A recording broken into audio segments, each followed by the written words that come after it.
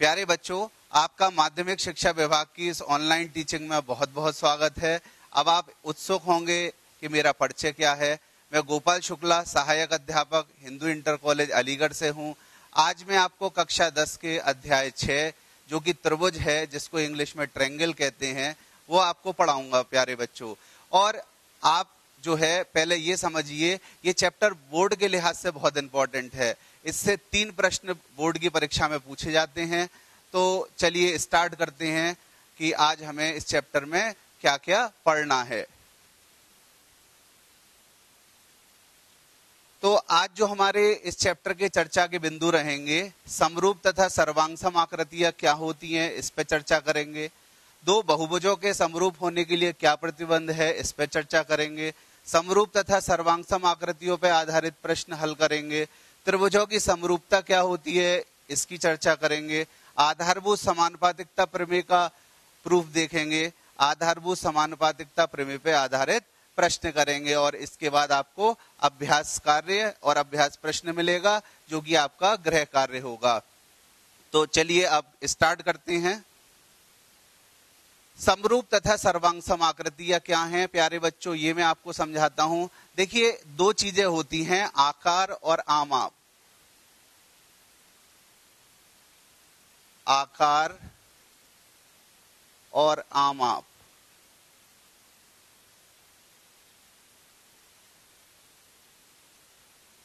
अब आप ये समझिएगा आकार क्या होता है और आमाप क्या होती है। आकार यानी शेप और आमाप माने डायमेंशन।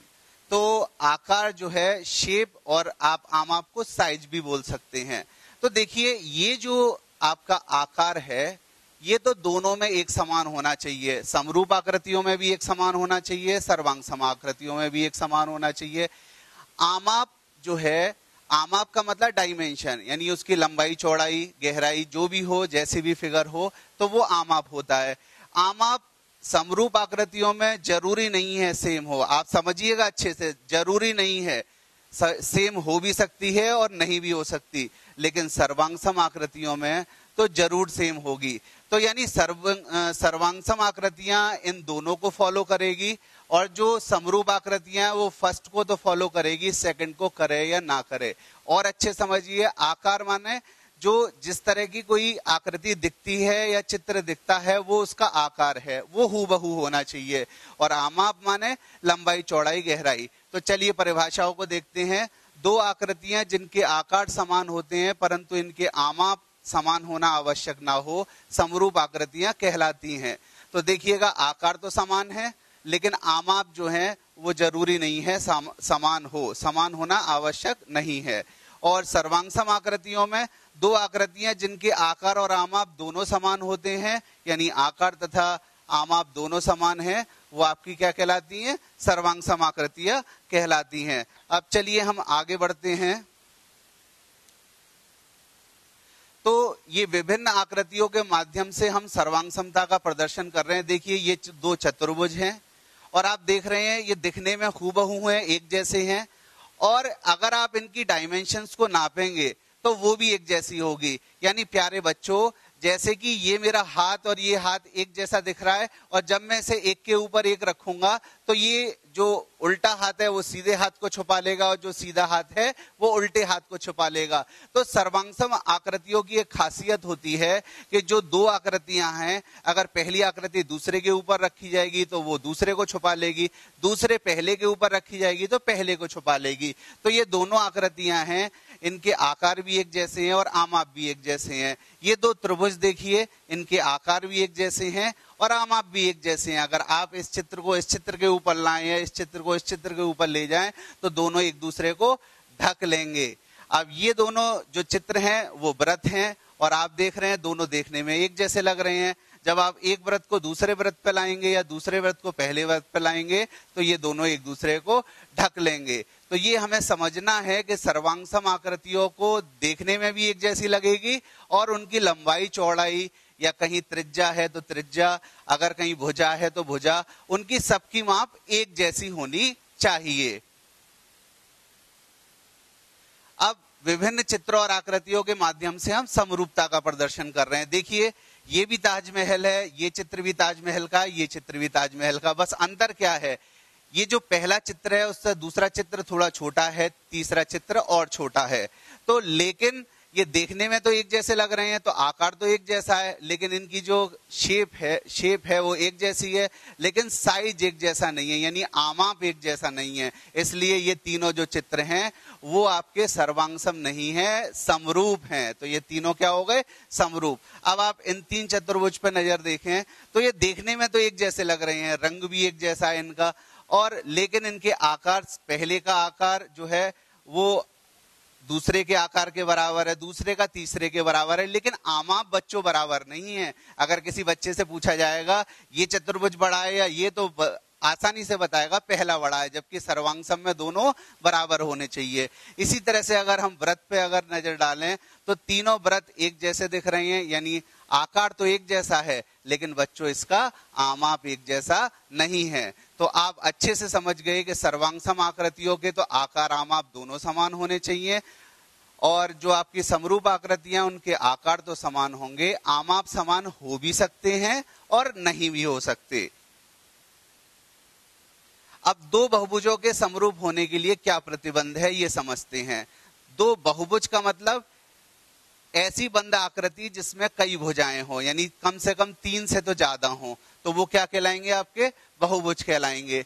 तो भुजाओं की समान संख्या वाले दो बहुभुज कब समरूप होते हैं, दो कंडीशंस होती हैं बच्चों, समझिएगा अच्छे से। पहला, उनके संगत कोण बराबर हो, और दूसरा, उनकी संगत भुजाएं एक ही अनुपात में हो या समानुपाती हो। जैसे मैंने ये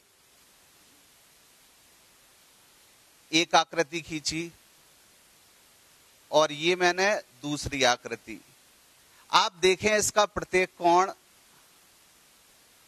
90, यानी संगत कोण बराबर हो रहे हैं। इसके संगत माने एक जैसे कोण बराबर हो, तो एक जैसे कोण बराबर हो रहे हैं। और अगर हम संगत भुजाओं का अनुपात निकालेंगे तो वो भी एक जैसा है। मान लीजिए ये है 2.8 और मान लीजिए ये है 3, तो इसकी भी सारी भुजा 3 है और इसकी भी सारी भुजा 2.8 है, तो अनुपात भी निकालेंगे तो अनुपात क्या आएगा, एक जैसा आएगा। तो यानी कि ये भी 2.8 और ये क्या हो गई, आपकी 3 हो गई। तो ये चीज आपकी लंबाई और चौड़ाई का अगर आप अनुपात निकालेंगे, बल्कि ये तो वर्ग है तो लंबाई चौड़ाई एक जैसी है, तो अनुपात इसका इसके साथ निकालेंगे, इसका इसके साथ निकालेंगे, एक जैसा आएगा। तो एक जैसा आएगा, तो यही कह रहे हैं कि संगत कोण बराबर हो और संगत भुजाएं एक ही अनुपात में हो, यानी समानुपाती हो। तो दो त्रिभुज या दो चतुर्भुज या दो पंचभुज या दो षटभुज क्या हो जाएंगे, आपके समरूप हो जाएंगे। अब चलिए आगे बढ़ते हैं। अब ये उदाहरण के माध्यम से हमें और अच्छे से समझ में आएगा। अब आप ये चित्र देखिए, तो ये जो चित्र है, ये जो दो चित्र हैं इसमें आप देख रहे हैं कोण 85, 85, 70, 70, 105, 105, 100, 100। इसका मतलब संगत कोण तो देख रहे हैं आप, लगातार बराबर आ रहे हैं। अब संगत भुजाओं का अनुपात निकालना है हमें, तो देखिए ऊपर की भुजा का अनुपात निकालें, यानी कि DC बटे SR। तो DC कितना है 2.4 और SR कितना है 4.8, दशमलव से दशमलव हटा दिया। अब 24 एकम 24 और 24 दूनी 48, उत्तर क्या आ गया 1/2। इसी तरीके से फिर हमने क्या किया, अब CB और किसका अनुपात निकाला, R³ का, CB और R³। तो CB का मान कितना है 2.5 और RB का मान कितना है 5। दशमलव से दशमलव हटाया, 25 एकम 25, 25 दूनी 50, तो उत्तर कितना आ गया 1/2, यानी फिर 1/2 आ गया। ऐसे ही आप 1.5 और 3 का अनुपात निकालेंगे तो भी 1/2 आएगा, और 2.1 और 4.2 का अनुपात निकालेंगे तो भी 1/2। तो संगत भुजाओं का अनुपात भी एक जैसा आ रहा है और संगत कोण भी बराबर हैं। तो ये जो दो चतुर्भुज हैं दोनों क्या होंगे आपके, वो समरूप होंगे। अब चलिए दूसरा उदाहरण देखते हैं। इस उदाहरण में आपको दिख रहा है कि संगत कोण सारे बराबर है, 90 90 90 90, यहां भी 90 90 90 90, यानी ये कंफर्म हो गया कि संगत कोण बराबर है, क्योंकि दो कंडीशंस हैं प्यारे बच्चों, और जब दोनों कंडीशन सेटिस्फाई होंगी तभी जो हमारी आकृतियां हैं वो क्या कहलाएंगी, समरूप कहलाएंगी। तो पहली कंडीशन तो सेटिस्फाई हो गई, संगत कोण बराबर हो गए। अब संगत भुजाओं का अनुपात निकालते हैं। इसकी लंबाई है DC और इसकी लंबाई है SR, और ऊपर आएगा 3, नीचे आएगा 3.5, दशमलव हटाया 0 आ गया। अब 5 6 30, 5 7 35, उत्तर आ गया 6/7। तो लंबाइयों का अनुपात आ गया 6:7। और अब अगर आप जो है चौड़ाइयों का अनुपात निकालें, CB, ये चौड़ाई है CB, और क्या चौड़ाई है आपकी SP ले लीजिए या R³ ले लीजिए, तो R³ 2/2, 2 एकम 2, 2 एकम 2, उत्तर क्या आ गया 1/1, यानी 1:1। और आप देख रहे हैं कि संगत कोण बराबर हैं लेकिन संगत भुजाओं का अनुपात एक जैसा नहीं है, अतः ये दो आकृतियां समरूप नहीं हैं। चलिए और एक उदाहरण देखते हैं हम। इन दोनों आप चतुर्भुजों को देखिए, तो इसमें ये सारे कोण तो 90 अंश के हैं और ये वर्ग है क्योंकि इसकी सारी भुजाएं बराबर हैं। और यहां पर आप देख रहे हैं ये न्यून कोण है, तो इसका मतलब समकोण न्यून कोण के बराबर तो हो नहीं सकता, तो लग रहा है कि संगत कोण बराबर नहीं है। और लेकिन संगत भुजाओं का अनुपात एक जैसा है क्योंकि ये समचतुर्भुज है और ये वर्ग है। और अगर आप अनुपात निकालेंगे तो 4.1/2.1/4.2, डेसिमल से डेसिमल हटाया, 21 1 जा 1, 21 से 42 2 टाइम्स कैंसिल हो गया, तो कितना आ गया उत्तर 1/2। तो भुजाओं का तो अनुपात एक जैसा है लेकिन संगत कोण बराबर नहीं है। और बच्चों समझ लीजिए, जब तक दोनों कंडीशंस नहीं सेटिस्फाई होंगी, संगत कोण भी बराबर होने चाहिए, संगत भुजाओं का अनुपात भी बराबर होना चाहिए, तभी वो दोनों बहुभुज क्या होंगे, समरूप होंगे। अब समरूप और सर्वांगसम आकृतियों पर आधारित जो विभिन्न प्रश्न हैं वो हल करते हैं। हमें कोष्टक में दिए गए शब्दों में से सही शब्द का प्रयोग करके रिक्त स्थान की पूर्ति करनी है। सभी व्रत सर्वांगसम तो हो नहीं सकते क्योंकि एक व्रत छोटा होगा, एक व्रत बड़ा, तो इसका आकार तो एक जैसा है, आमाप एक जैसा नहीं है। और मैंने आपसे बताया कि अगर आकार एक जैसा होगा, आमाप भले एक जैसा हो या ना हो, तो वो जो चित्र हैं या वो जो आकृतियां वो क्या कहलाएंगी, समरूप।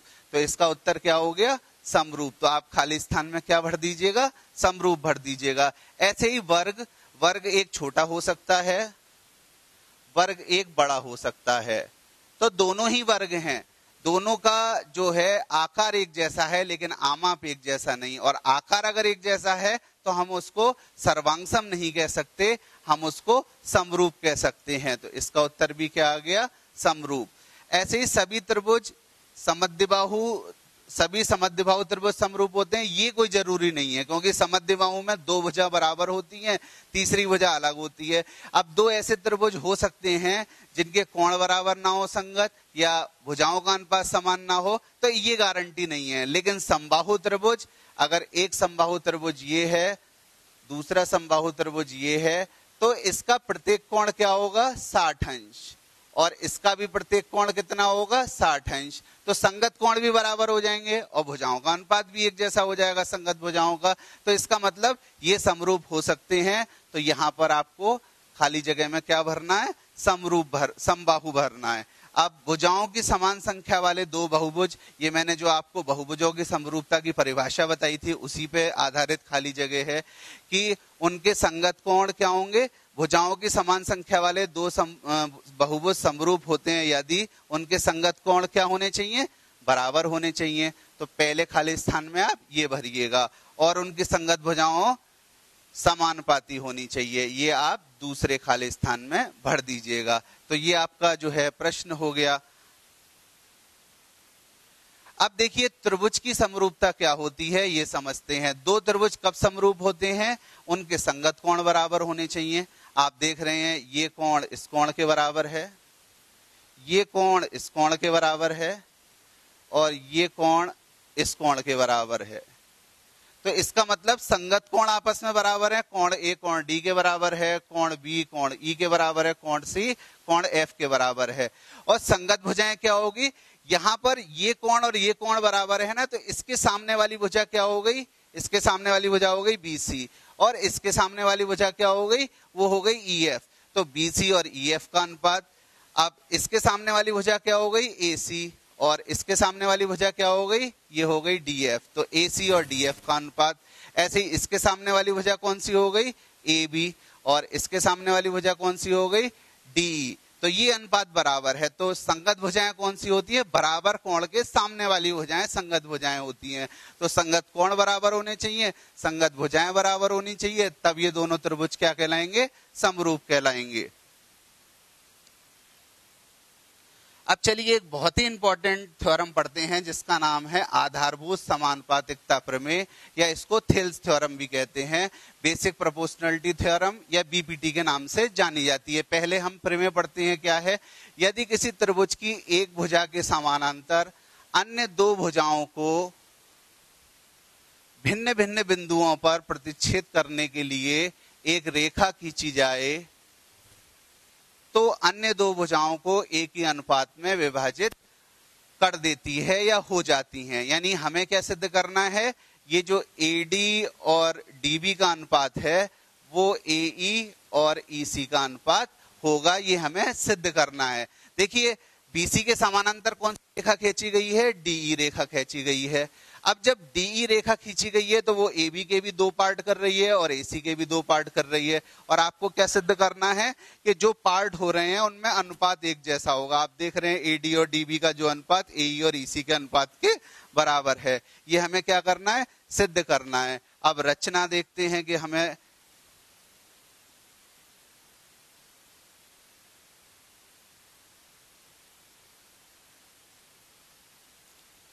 रचना जो है वो क्या करनी है, हमें एक तो हमें B को E से मिला देना है, एक C को D से मिला लेना है। तो प्यारे बच्चों एक छोटी सी बात है, जो इसमें चतुर्भुज है ना, उस चतुर्भुज के विकर्ण को मिला दीजिएगा, पहली बात। और जो ऊपर आपको त्रिभुज दिख रहा है उसमें क्या करना है, ये त्रिभुज का है आधार, ये है त्रिभुज का आधार। तो जो त्रिभुज का आधार है जिस पे त्रिभुज खड़ा होता है उसके दो कॉर्नर हैं D और E, जिसको कि आप शीर्ष भी कहते हैं। तो इनसे आपको सामने वाली भुजाओं पर लंब डाल देना है। जैसे आपने ये डाला है DM और क्या डाला है EN, ये लंब डालना है। तो दो बातें आपको रचना में करनी है, एक तो नीचे वाले चतुर्भुज के विकर्ण को मिला देना है, और ऊपर वाले त्रिभुज का जो आधार है ना उसके शीर्षों से सामने वाली भुजाओं पे आपको क्या डाल देना है, लंब डाल देना है। इतना सा काम करना है, क्योंकि किसी भी काम को आगे बढ़ाने के लिए हमें कुछ ना कुछ करना पड़ता है। तो इस प्रमेय को सिद्ध करने के लिए रचना है, ये हमें करना पड़ेगा। अब देखिए आप जानते हैं कि ये त्रिभुज है। अब बेस को हमने B मान लिया और ये आपकी हाइट है H। तो आप जानते हैं त्रिभुज का क्षेत्रफल, और इंग्लिश में कहते हैं एरिया, और ट्रायंगल का नाम हमने दे दिया A, B और C। तो एरिया ऑफ ट्रायंगल ABC किसके बराबर हो जाएगा, हाफ बेस इनटू हाइट। ये आप जानते हैं, ये आप पहले से ही जानते हैं। और एक चीज और है, क्योंकि अंग्रेजी में एरिया कहते हैं क्षेत्रफल को, इसीलिए हम इसे शॉर्ट में क्या करेंगे, एरिया को AR डॉट से प्रदर्शित करेंगे। और अब आगे बढ़िएगा, आप क्या करते हैं, लेकिन एक चीज और समझिए, जैसे ये अधिक कोण त्रिभुज है और इसका आपको क्या निकालना है, एरिया निकालना है। बेस तो आपका हो गया ये। अब हाइट के लिए आप लंब डालेंगे किससे, मान लीजिए इस त्रिभुज से ABC, इस त्रिभुज से आपको क्या करना है, लंब डालना है। अब लंब डालेंगे तो लंब जो है वो किस भुजा पे नहीं आएगा, BC भुजा पे तो कतई नहीं आएगा, ये BC भुजा है। तो लंब जो है वो जब आप भुजा को बढ़ाएंगे तब वो लंब आएगा। तो यानी कि जो लंब आएगा वो BC भुजा को बढ़ाने पे आएगा। तो याद रखिएगा कि अगर आपका त्रिभुज अधिक कोण है तो अगर लंब अगर नहीं आ रहा है त्रिभुज के अंदर तो उसके आधार को बढ़ा दीजिए और तब फिर आप लंब डालिए, वही उस बेस के लिए किसका काम करेगा, लंब का कार्य करेगा। अब हमने क्या लिया, त्रिभुज ADE ले लिया, त्रिभुज ADE, इसमें आधार क्या है AD। हमने आधार क्या मान लिया, एडी को। अब एडी पे लंब क्या है, एडी पे लंब है EN, तो 1/2 AD इंटू EN, ये क्या हो गया, इसका क्षेत्रफल हो गया। अब हमने कौन सा त्रिभुज ले लिया, BDE। अब BDE में हमने आधार क्या मान लिया, BD। अब क्योंकि आधार BD मान लिया, मैं E से लंब डाल रहा हूं, तो वो इस त्रिभुज के अंदर तो आ नहीं रहा, इस त्रिभुज के अंदर नहीं आ रहा। लेकिन अगर हम BD को बढ़ा दें तो बाहर आ रहा है EN, तो लंब तो EN हो गया, चाहे त्रिभुज के अंदर आए चाहे त्रिभुज के बाहर जाए, तो ये हो गया EN। अब आपने इन दोनों का भाग लगा दिया, तो 1/2 से 1/2, EN से EN कट गया, उत्तर क्या आ गया, AD अपॉन DB। तो ये आपका समीकरण 3 हो गया। आपने ऊपर वाला त्रिभुज लिया और एक बायां जो आपका ये जो त्रिभुज के नीचे है, ये जो बाएं हाथ पे जो ट्रायंगल बनना है BDE, इसको ले लिया और उन दोनों के क्षेत्रफल को निकाल के और उसका भाग लगा दिया। अब देखिए फिर हमें क्या करना है, फिर हमें ऊपर वाला त्रिभुज तो फिर लेना है और अब की बार हमें ये वाला त्रिभुज लेना है। पहले हमने कौन सा त्रिभुज लिया था, ये वाला त्रिभुज लिया था। तो त्रिभुज ADE में हाफ, अब की बार आपने आधार क्या मान लिया, इसको मान लिया आधार, ठीक है। तो इसको मान लिया, तो लंब क्या हो गया, इस पे लंब हो गया DM, तो क्षेत्रफल क्या हो गया, हाफ AE इंटू DM, ये क्या हो गया, इसका क्षेत्रफल हो गया। अब DEC में आधार किसको मान लिया आपने, आधार इसको मान लिया। अब लेकिन जो लंब है, अगर आप D से लंब डालेंगे तो वो लंब त्रिभुज के अंदर नहीं आएगा, लेकिन जब आप इस भुजा को आगे बढ़ाएंगे तो ये रहा लंब DM, तो क्या हो गया, 1/2 EC इंटू DM। अब आपने क्या किया, समीकरण 4 में समीकरण 5 का भाग लगा दिया, और जब भाग लगाया 1/2 से 1/2 कट गया, DM से DM कट गया, उत्तर क्या आ गया, AE/EC। ये हमारा क्या हो गया, समीकरण 6। अब क्या करना है, ये समीकरण 3 है जो हमने पहले पेज पे देखा था, ये हमारा समीकरण 6 जो दूसरे पेज पे हमने देखा। अब एक मिनट, एक आपने अपनी क्लास 9th में रिजल्ट पढ़ा होगा, मान लिए 2 त्रिभुज के आधार एक जैसे हैं, ये आधार AB है और एक समानांतर रेखा है, उस पर 2 शीट्स इसके और आ रहे हैं, कौन कौन से, P और Q, ठीक है। तो आप APB निकालें या AQB निकालें, दोनों का एरिया क्या होगा, बराबर होगा। यानी अगर 2 त्रिभुजों के आधार एक जैसे हैं तो 2 शीट्स तो वही हो गए आपके, तीसरा शीट्स अगर किसी इस AB रेखा के समानांतर कोई रेखा है, उस पे अगर तीसरा शीट्स आ जाएगा तो जितने भी त्रिभुज प्यारे बच्चों बनेंगे उनका एरिया क्या होगा, बराबर होगा। तो यहां पर एरिया ऑफ ABP किसके बराबर होगा, एरिया ऑफ ABP BPQ। तो यहां पर भी तो ऐसा ही हो रहा है प्यारे बच्चों, आप देखिएगा कि इन दोनों त्रिभुजों में आधार तो सेम है, DE कौन से त्रिभुज में, DEB में, और DEC में आधार एक जैसे हैं, और DE के समानांतर जो रेखा है उसी पे ही तो तीसरा शीर्ष जो है वो आ रहा है, ये B और C। तो जो क्षेत्रफल DEB का होगा वही क्षेत्रफल DEC का होगा। तो हमने यहां पर लिख दिया area of BDE equals to area of DEC। अब हमने क्या किया, समीकरण 6 में ये जो DEC है इसको हटा के क्या लिख दिया आपने, BDE लिख दिया, और BDE लिख दिया तो इसका मतलब क्या हो गया, जो समीकरण 3 है और समीकरण 7 है उसका बायां पक्ष बराबर हो गया, और जब बायां पक्ष बराबर हो गया तो दायां पक्ष भी बराबर होगा। और भाई यही तो हमें प्रमेय सिद्ध करनी थी कि जो AD और DB का अनुपात है वही AE और EC का अनुपात है। यही तो आपकी क्या हो गई, थेल्स थ्योरम हो गई प्यारे बच्चों।